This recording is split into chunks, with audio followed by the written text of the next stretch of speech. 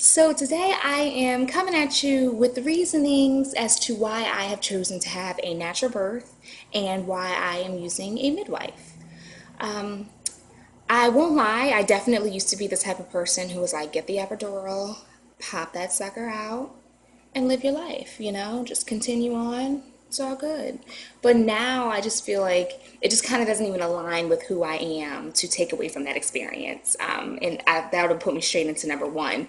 I want to feel everything. I want to feel the experience. I don't want to be numb to it. I don't want to, and I'm talking spiritually and physically. I want to literally be at one with my baby when it happens. And this isn't to say that you aren't at one with your child during epidural, but you're completely numb, so you can't feel anything. I want to, it's like an empowering, to me, it seems just so empowering to be in a position where you think that you can't do it. There's no way that I can do this. It hurts so much. And it's like you reach this wall and to like reach over, to climb over that wall. And here you have your baby boy or your baby girl. In my case, it's my baby girl.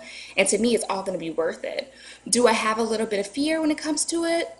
Like I said in my last video, I wouldn't say that it's fear. I definitely have a little bit of nerves. And it's only because I've never done this before. I don't know what to expect. I don't want to, you know, what's the best way to put this? I don't want to like think that it's not going to be that bad. And then like it comes and I'm like, holy shit, I was not prepared for this. But yeah, we'll say that for another video. But outside of just feeling it, another reason why is because I am very adamant about having that skin to skin contact as soon as my child is born. I do not want my kid just immediately taken from me and weighed and tested and wiped down, footprinted and shit. Like, I I just want at least like 45 minutes to an hour. Now I'm actually cutting it short. I want to split it with daddy. So I'm going to do 30 minutes me, and then I want daddy to have 30 minutes as well. And then whatever testing that they do have, I want it to be done in the room. I don't ever want my child out of my sight. And that's just my personal preference. Some call me loony, well, nobody's called me loony, but some may think that I'm loony or just being overbearing or overprotective, but it's just my preference. I don't feel the need, I don't take her. Don't take her. Don't take her. Don't take her. Another reason is because I was going to have a natural birth. I'm birthing at a birth center here at the hospital in New Orleans. And it's literally like a studio apartment. It's the coolest thing. They don't have hospital beds. They have a regular bed in there. They have your birthing tub. They have all these different contraptions that you can use to naturally get your baby out. And you only have to be in there until the next day. So the next day we are out of there. Me, my hubby, and my baby girl, we're out of there. So that was really big for me. I did not want to be in the hospital for, 2 to 3 days, eating hospital food and being treated like I'm like I have a disease or something. Like I birthed the kid. Like, woo, it's victory. Like, okay, let's go home now. Let's start life together. Like no need to keep me there. There's no need to keep me there for any other reason. So that is another reason. I already stated there.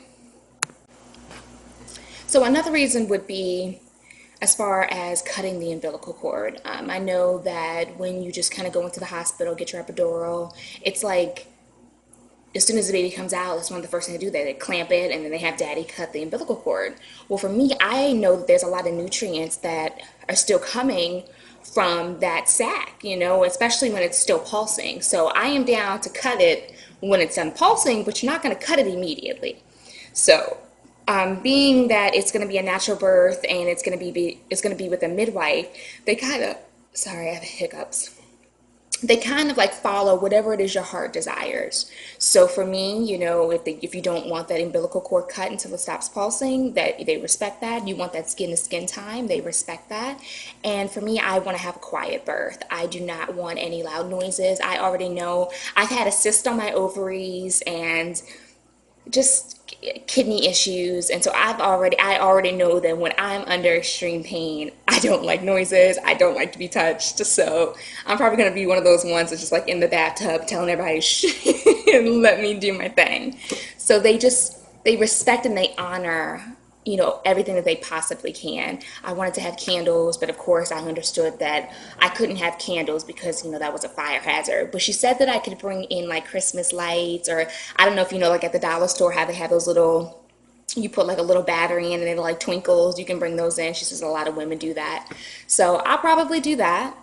But for the most part, the biggest thing for me is it just feels right. It feels natural because it is natural. And I want it to be something that empowers me to my core. And I know that having a baby in itself, there's nothing more empowering than that, whether you get epidural or you are natural. But for me, as a personal preference, to be able to experience the pains and just everything that's going to come with it, and to have that baby and hold her and look at her, I'm going to feel so accomplished. And that's really what I'm going for, guys. So, really hope that helped you guys out, even if it's just a little bit. These are really just reasons why I wanted to do it. It's for the most part just they kind of honor everything that I was looking for and what I wanted. And I don't know if I mentioned this in another video, but I wanted to have a home birth. So because I didn't want to have a home birth, I thought that, now that I'm having it, well, not that I don't want to have a home birth, it's not covered under insurance, so that's why I'm going to the birthing center.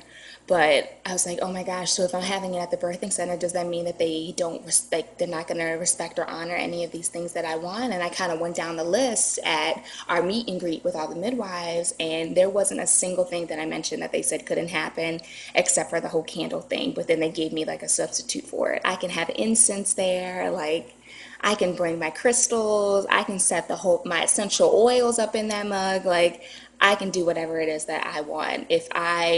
She said if I wanted a silent birth, that's going to be a little hard because that's what I said originally. I'm like, I want a silent birth. And she's like, we can do a quiet birth, we're going to have to check in on you sometimes. I'm like, very true, very true. Okay, we'll go with quiet. But yeah, guys, I hope that helps. I hope that me sharing my experience does something for somebody.